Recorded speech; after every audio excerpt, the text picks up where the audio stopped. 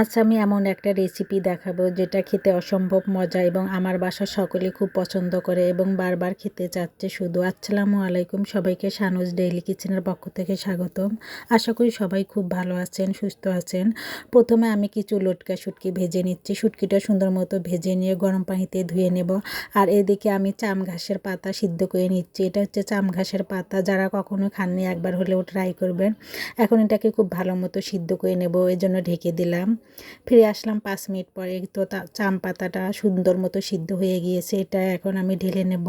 আর শুটকিটাও আমি সুন্দর মতো পরিষ্কার করে ধুয়ে নিয়েছি। এখন প্যানে তেল দিয়ে দিলাম, তারপর শুটকি দিয়ে দিলাম, তারপরে দিয়ে দিলাম আস্ত রসুন, আস্ত কাঁচামরিচ। এখন সব কিছু আমি সুন্দর মতো ভেজে নেব। আর দিয়ে দিলাম 2টা পেঁয়াজগুলো একটু কুচি করে কেটে নিয়েছি। তারপর দিয়ে দিলাম সামান্য একটু হলুদ গুঁড়া, এতে চাম পাতার সবুজ কালারটা থেকে যাবে, এর জন্য আমি সামান্য একটু হলুদ দিয়ে দিলাম। এখন সিদ্ধ করে রাখা চাম পাতাটা দিয়ে দেব।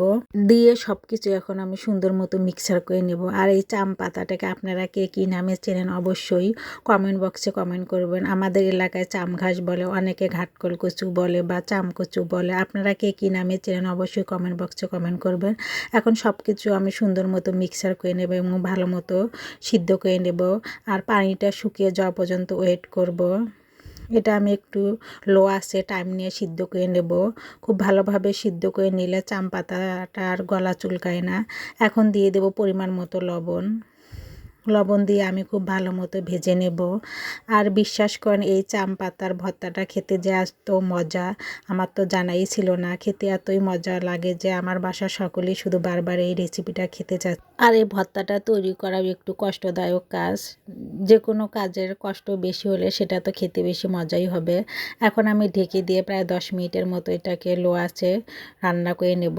খুব সুন্দর মতো এভাবে চেপে চেপে পানিটাকে শুকিয়ে নেব। পানিটা সুন্দর মতো শুকিয়ে গেলে তাহলে চাম ঘাসের পাতাটা আর গলা চুলকায় না।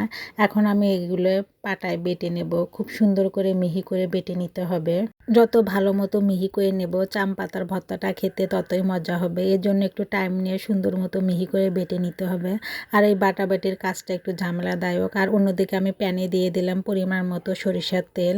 তেলটা যখন হালকা গরম হয়ে আসবে তখন বেটে রাখা চাম পাতাটা আমি দিয়ে দেব।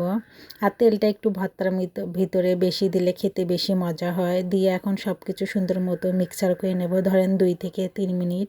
আর এখন এ পর্যায়ে দিয়ে দেবো একটা লেবুর রস। লেবুর রসটা দিলে চাম পাতার ভর্তা থেকে সুন্দর একটা ফ্লেভারও আসবে এবং গলাও চুলকাবে না। এখন আমি ভর্তাটার ফাইনাল লুক দেখিয়ে দিচ্ছি। দেখতে যেমন সুন্দর হয়েছে, খেতেও অনেক মজা ছিল। সবাইকে আমার ভিডিও দেখার জন্য ধন্যবাদ। সবাই আমার পেজটাকে লাইক, কমেন্ট, শেয়ার ও ফলো দিয়ে রাখবেন। আমার ইউটিউব চ্যানেলটাকে সাবস্ক্রাইব করে রাখবেন। সবাই ভালো থাকবেন। আল্লাহ হাফেজ।